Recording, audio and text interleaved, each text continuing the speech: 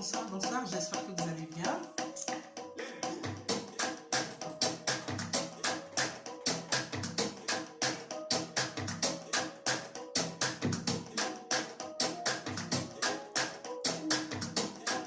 Bonsoir, j'espère que vous allez bien. Moi, je vais super bien. C'est vendredi soir. C'est Diane la Diva Glamour. Je suis très heureuse de vous retrouver.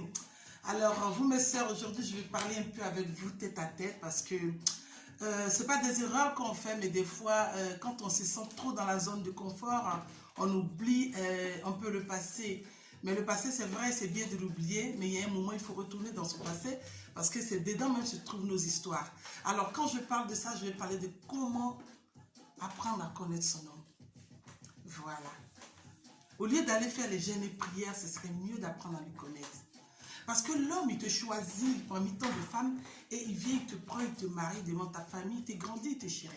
Et il t'envoie à la maison, vous formez une chair à partir de ce jour-là où le mariage a été fait. Ou bien même si tu n'es pas encore marié avec lui, il décide de vivre avec toi parce qu'il a senti en toi que tu étais cette femme-là qu'il recherchait. Et toi, pendant que tu étais dehors, tu faisais tout pour lui plaire, tu faisais tout, en tout cas, tu usais de tout ce qu'une femme pouvait user pour être gentille, tranquille, d'essayer de le comprendre, d'utiliser des choses, en tout cas, tout ce qui était bien, érotique ou pas, et en tout cas, tout ce qui était beau pour que ton mari reste avec toi, bien ton copain ait le courage de franchir le pas qui était le mariage. Maintenant, une fois que le pas a franchi, quand on arrive à la maison, il y a beaucoup de nos sœurs qui oublient cette partie-là, qui oublient leur homme en fait, qui ne savent pas qui est vraiment l'homme avec lequel elle vit. Or, tu devrais connaître ton homme. Ton homme, c'est quoi? Ça veut dire qu'à la base, un beau couple qui réussit, c'est un couple fusionnel. Tu dois commencer à être fusionnel avec ton chéri. Tu dois commencer à le décrypter comme un nouveau téléphone. Et tu dois le décrypter tous les jours de ta vie. Ton mari doit être toujours une découverte pour toi. Ton mari, c'est un roman. Ça veut dire que tu ne finis jamais de le lire. Tu dois comprendre son regard.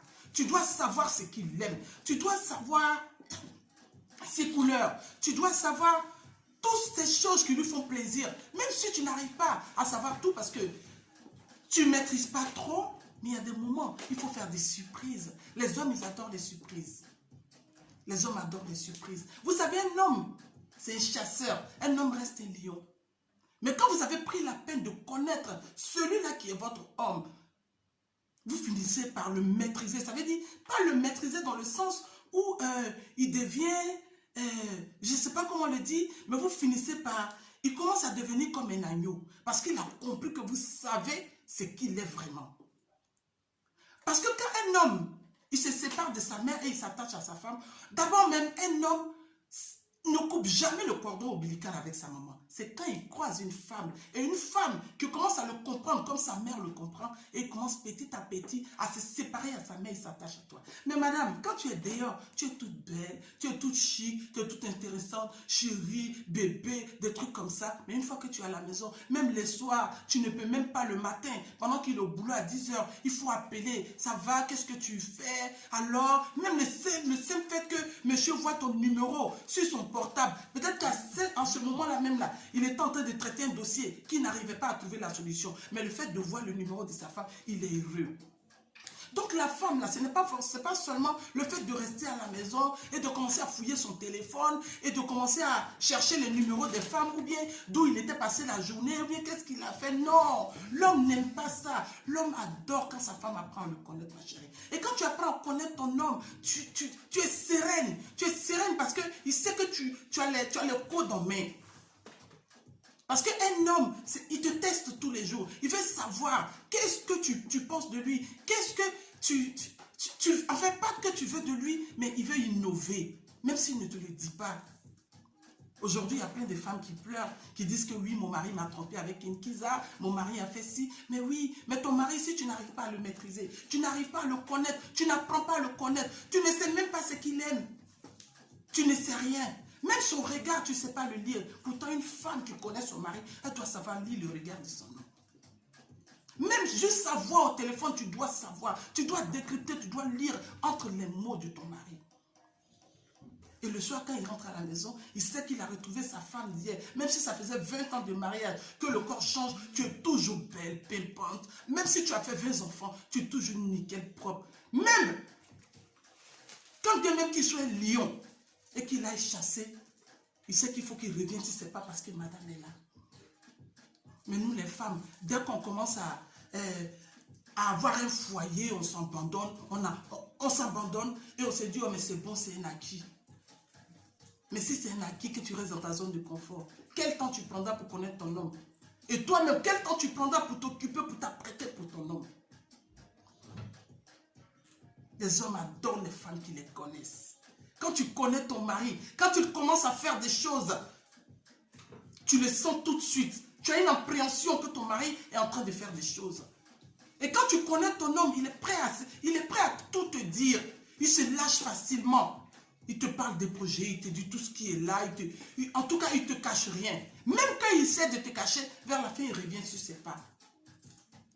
Moi, je connaissais une dame dans le quartier en Côte d'Ivoire.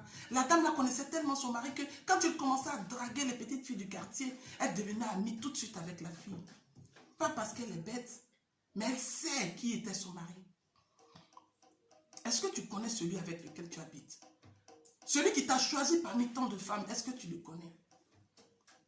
Une femme et un homme, il ne doit pas avoir de tabou. Mais mes soeurs, quand on est dehors, on a envie d'innover. On est ceci, on est cela. Une fois qu'on arrive à la maison, là, le tabou s'installe.